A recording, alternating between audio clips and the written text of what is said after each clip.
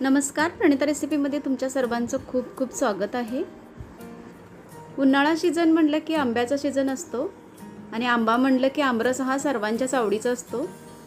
बरेच वेळा आपण आमरस मिक्सरच्या भांड्यामध्ये करतो। आज मी तुम्हाला एकदम वेगळ्या पद्धतीत आमरस बनवून दाखवणार आहे, तोही बिना मिक्सरचा आणि बिना लाईटीशिवाय तुम्ही सुद्धा आमरस छान असा बनवू शकता। आणि हा आमरस मी बिना मिक्सरचा बनवलेला आहे। हा आमरस 2 दिवस असाच्या असा राहतो, हा बिलकुल सुद्धा काळा पडत नाही। याची सुद्धा एक ट्रिक आहे, ती ट्रिक मी तुम्हाला पुढे सांगणार आहे। चला तर मग पाहू हा आमरस कसा बनवला।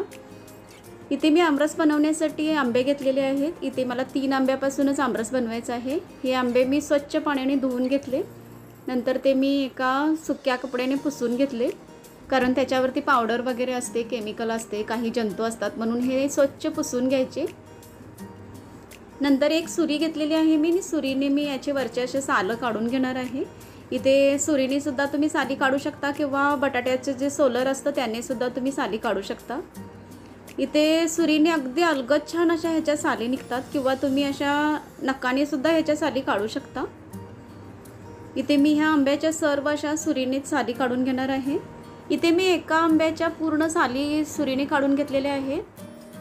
आता मी दुसरा एक आंबा घेतलेला आहे, तो मी कट करणार आहे, कारण बरेच वेळेस आंबे आतून खराब असतात, त्यावेळेस तुम्ही असे अख्खे आंबे घेऊ शकत नाही, कारण असे कट करून सुद्धा याचा सुद्धा आमरस तुम्ही काढू शकता। इथे मी आमरस काढण्यासाठी एक काचेचं भांडं घेतलेलं आहे। आता ह्या काचेच्या भांड्यामध्ये मी आमरस काढणार आहे, आणि त्याच्यावरती मी एक चाळणी घेतलेली आहे। ही चाळणी आहे, ही ज्यूसची चाळणी आहे। या चाळणीमध्ये मी आमरस काढणार आहे। पहिले मी सुरीने जे साली काढून घेतलेला आंबा आहे तो आंबा घेतलेला आहे। इथे मी अख्खा आंबा घेतलेला आहे। इथे मी अख्खा आंबा घेतलेला आहे अगोदर। या अख्ख्या आंब्यापासून ह्या चाळणीतून रस काढणार आहे। इथे हा रस काढण्यासाठी अगदी 2 मिनिटे लागतात। 2 मिनिटात छान असा हा रस निघतो, पूर्ण रस या आंब्याचा निघतो, आणि अगदी कुई राहते लास्टला। इथे तुम्ही पाहू शकता खूप छान रस निघालेला आहे, आणि पूर्ण रस निघालेला आहे, एकदम कुई राहिलेली आहे, आणि खाली रस सुद्धा अगदी छान पडलेला आहे। इथे ह्या गाळणीतून एका आंब्याचा रस काढलेला आहे, आणि खाली गाळणीला जो रस चिकटलेला आहे तो सुद्धा काढून घेतलेला आहे। इथे भरपूर असा रस एका आंब्याचा निघालेला आहे। आता मी तुम्हाला दुसरी एक ट्रिक दाखवते। तुमच्याकडे जर गाळणी नसेल तर इथे ही चाळणी आहे, ही पुरण चाळायची चाळणी आहे, ही सर्वांच्या घरी असतेच। ह्या चाळणीतून तुम्ही रस काढू शकता। आणि इथे मी हा कट केलेला आंबा घेतलेला आहे। हा कट केलेल्या आंब्याचे जे पीस असतात त्यापासून सुद्धा छान असा रस निघतो, अगदी पटकन रस निघतो, आणि साली फक्त राहतात ह्याच्या। तुम्ही ह्याने सुद्धा रस काढू शकता।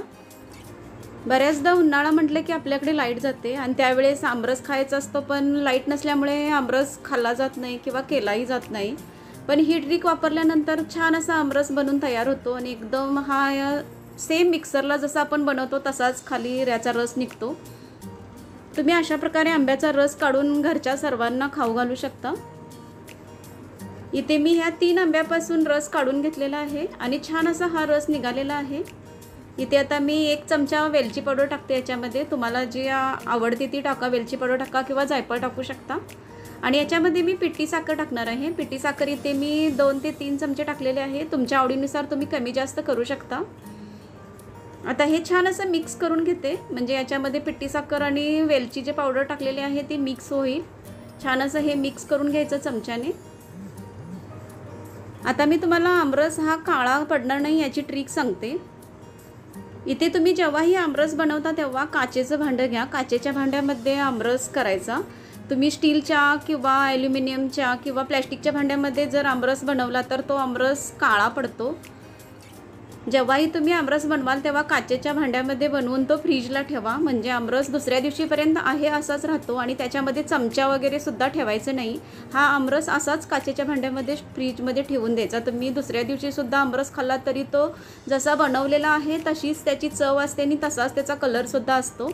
त्यामुळे तुम्ही केव्हाही आमरस बनवला तर तो काचेच्या भांड्यामध्येच फ्रीजमध्ये ठेवून द्या। ही एक महत्त्वाची ट्रिक आहे, ही तुम्ही नक्की लक्षात ठेवा। मग कसा वाटला तुम्हाला मी बनवलेला आमरस? तुम्ही सुद्धा नक्की बनवा, एकदम सोप्या पद्धतीत दाखवलेलं आहे। चला तर मग पटकन या व्हिडिओला लाईक करा, शेअर करा, आणि सबस्क्राईब करा। परत भेटू आपण पुढच्या इंटरेस्टिंग व्हिडिओमध्ये। तोपर्यंत मस्त खा, मस्त रहा।